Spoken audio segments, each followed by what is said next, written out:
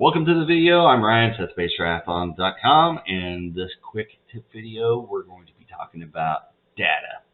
And how do I know I'm ready when I look at my data? Am I race ready? How do I know? What can I look at for my data? Because it tells me that I'm in that perfect spot, being ready for race day. My Garmin watch, it tells me I'm peaking. I'm ready. What am I looking at? What all goes in that calculation? So we're going to dive into a few little ideas and tips that I've thrown out to my athletes in the past and other people to help them out, kind of understand what the data is telling them and possibly where they're at in race readiness as far as that goes. So number one, garbage in, garbage out. So if you're not making sure that your data is being doubled up on whatever platform, like Training Peaks, if you've got Garmin synced up, you've got Zwift synced up, you're bringing in double bike workouts, possibly double run workouts. So just make sure that whatever platform you're using, you're going in and scrubbing the data, make sure you don't have duplicates, making sure that the right data came in, you got your heart rate, you got your power readings or whatever, or if you need to re-upload a workout or something like that, just make sure you're going to have to make sure that data going in is pristine. You got the data you want that goes in the calculations that you're looking at. So garbage in, garbage out. Number two, make the call at the start about what to track. Are you going to do heart rate on the run, heart rate on the bike? You're going to do power on the bike. You're going to do power on the run. Are you going to do heart rate on the swim? Are you going to do pace on the swim? Don't keep flip-flopping around the entire time. Do your research up front, especially on a race training cycle, and make sure that you're tracking that the entire time and make sure it's polished. But pick a stat and continue with it. If you keep changing your target from month to month, you're probably not going to make that much progress. It's going to be a little frustrating. So pick it and stick with it. Number three, make sure your sensors are working. The last thing you want to do is pick heart rate. Your heart rate strap is bunk. It's reading 200 beats a minute, and you're like, that was my easy run, and I wasn't even running that hard.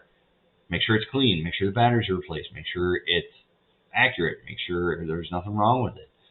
Make sure on your watch, if you're using optical heart rate, that's all good. Make sure your barometer's good. If you're looking at elevation and other things, make sure your batteries are good and your power meter sensors. If your sensors aren't working, then you're not going to get data, or you're going to get crap data. So sometimes you can get it, but it's not very good.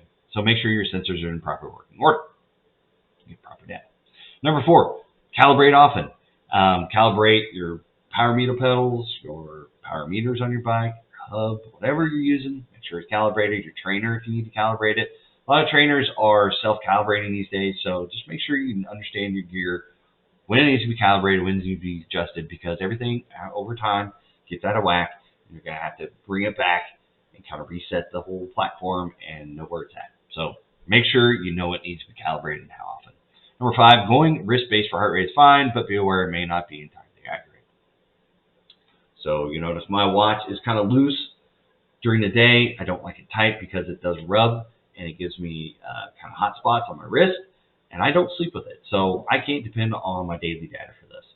So consider that when you're looking at wrist-based heart rate. And then if it's not on the right spot, if it's a little bit high, a little bit low, you're right on the wrist bone, and it's not strapped down, then you're not going to get good data. It could be 10 beats a minute off, or it could be wildly inaccurate. So if you're going to pick wrist-based heart rate, make sure you can say it, and then make sure that you test it a few times to make sure it's going to be reliable and accurate. If it's consistently 10 beats a minute 10 beats per minute higher across all your workouts, it might be reliable. It's a good indicator, but you're just going to have to realize it's like, well, 200 beats a minute isn't my threshold. It's 180 or whatever. So just keep that in mind. Start it from the start. Go with it all throughout, and you kind of use that set base, knowing that it's 5 to 10 beats a minute off, but it's reliable. So consider that. Number six, think long and hard about what data you want and what you don't need. So if you're like, I want all data. I want all the data I can get. I want oscillation on the run. I want power on the run. I want power on the bike. I want cadence. I want calories per minute. There is so much data out there that analysis by paralysis can sneak in. So make sure that you're picking things that are going to be optimal for you and efficient and help you with your training. What helps one person may not help you.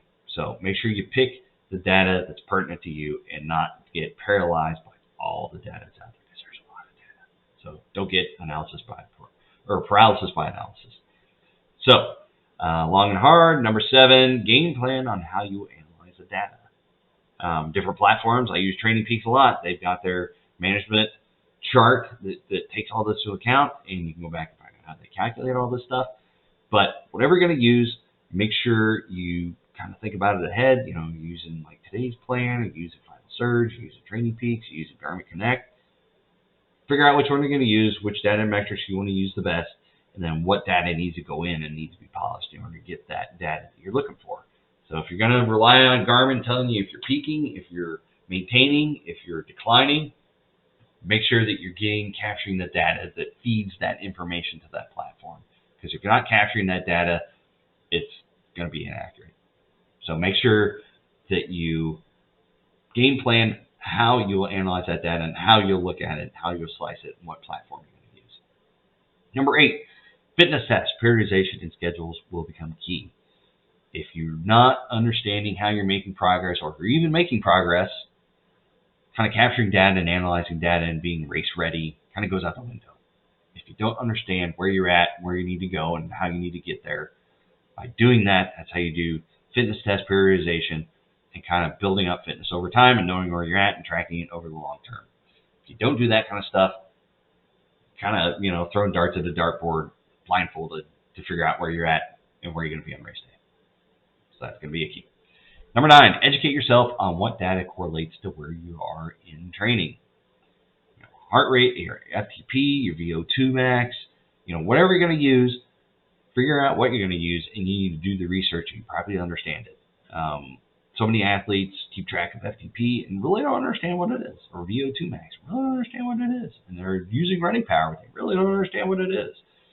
So if you don't understand it, you're not going to be able to know when it's maximized or when it's, at peak, when or you're overtraining or anything like that. If you don't understand it, it's just a number. So make sure you understand it. Number 10, keep track of this data and assessment results. I have spreadsheets I keep for all my athletes. Some athletes have had 5 or 6 years. I've got data for all those years, and we can see over time their fitness and how it goes up, how certain things in their life is affected, fitness going down, birth of a child, a little less time to train. For those that have adult children and they've just been training over time, this fitness is just increase, and shows that consistency over time. So their set point for being race ready is going to be different from year to year to year because they're gaining fitness or being consistent. But if you're not, if your situation is a little bit more fluid, then it kind of tells you, it's like, well, this last year, I had all the time in the world, my training, this meant I was race ready at this point in data, this results. Had a kid, this is where I'm at, and this is the best I'm going to get because my fitness dropped through the floor. Things just happen. I got a promotion. I moved for work, or I moved, period. Whatever happens, know where you're at. And over time, if you're not tracking this, you just kind of have no real perception of where you're at and where you want to go. Like I said, you can do all the fitness tests in the world, but if you don't know what you did last week or last month, and you got this number here this month, it's kind of hard to compare and contrast of how much you either gained or lost, or what you need to do to make educated decisions on changing your training in order to get to where you want to be for race day. So this, I know, was kind of quick. We kind of went through the points kind of quickly. If you got any questions, put them in the comments. Facebook, YouTube, I get notifications. I'll help answer any questions you got. I know I rolled through kind of fast, but I don't want to sit here and talk and kind of bore you and people will stop watching. So hopefully this helped you out. Like I said, if you got any questions or comments, put them in the comments. Facebook, YouTube, I get notifications. If you liked it, if it helped you, give it a thumbs up on Facebook. Give it a thumbs up in YouTube. Thumbs down if you didn't like it, but at least put a comment why. Hit subscribe on YouTube. Hit the bell notifications to get future video notifications of any more tips I do, race course information, or anything like that. And again, hopefully this video helped you out kind of understanding some of the background stuff of the things, the gymnastics you need to do to be able to use data, to be able to determine if you're ready to do your race or not. So hopefully this helped you out. We'll close down this video, and I'll see you in the next video.